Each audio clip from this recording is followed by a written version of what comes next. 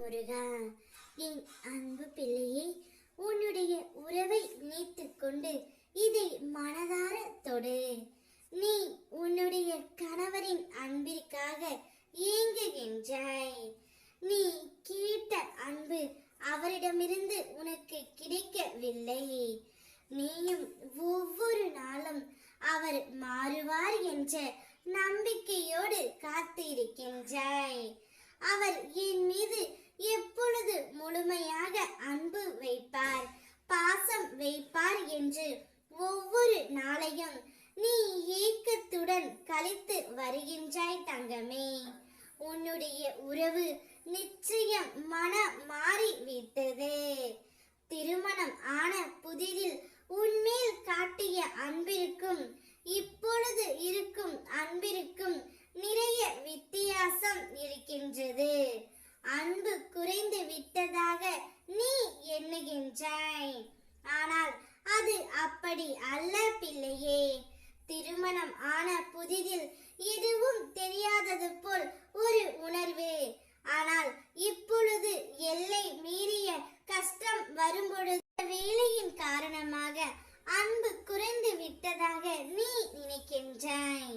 ஆனால் நிச்சயம் இல்லை தங்கமே. உன்னுடைய உறவு உன்மேல் உண்மையான பாசம்தான் வைத்திருக்கின்றது. நான் தான் உங்கள் இருவரையும் சேர்த்து வைத்தேன். எனவே இதில் நீ சந்தேகம் சொல்வதை நம்பு. அவரும் உன் மீது உண்மையான பாசம் வைத்துள்ளார். ஆனால் அதை வெளிக்காட்டுவது எப்படி என்று தான் அவருக்கு தெரிவதில்லை. பேசினால் சண்டை வருமா என்ற பயத்துடன் தான் அவரும் உன்னிடம் பேசாமல் இருக்கின்றார். அவரும் உன்னுடைய அன்பிற்காகவும் பாசத்திற்காகவும் ஒவ்வொரு நாளும் ஏங்கிக் கொண்டு தான் இருக்கின்றார். உனக்கு நான் அமைத்து கொடுத்தது சிறப்பான வாழ்க்கை. நீயும் அவரும் சேர்ந்து வாழக்கூடிய காலம் இன்னும் அதிகமாகவே உள்ளது. நிச்சயம் சந்தோஷமாகவும் மகிழ்ச்சியாகவும் நீங்கள் வாழ்வீர்கள்.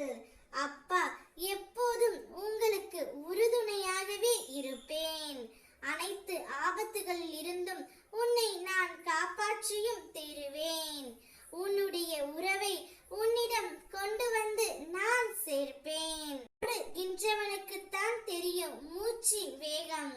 உட்கார்ந்து வேடிக்கை பார்த்து விமர்சனம் செய்து கேலி செய்யும் சோம்பேறிகளின் எண்ணங்களுக்கு ஏன் நீ செவி சாய்க்க வேண்டும்? அவ்வாறு சாய்க்காமல் உன்னுடைய வாழ்க்கையை நீ பார்த்து கொண்டே இரு.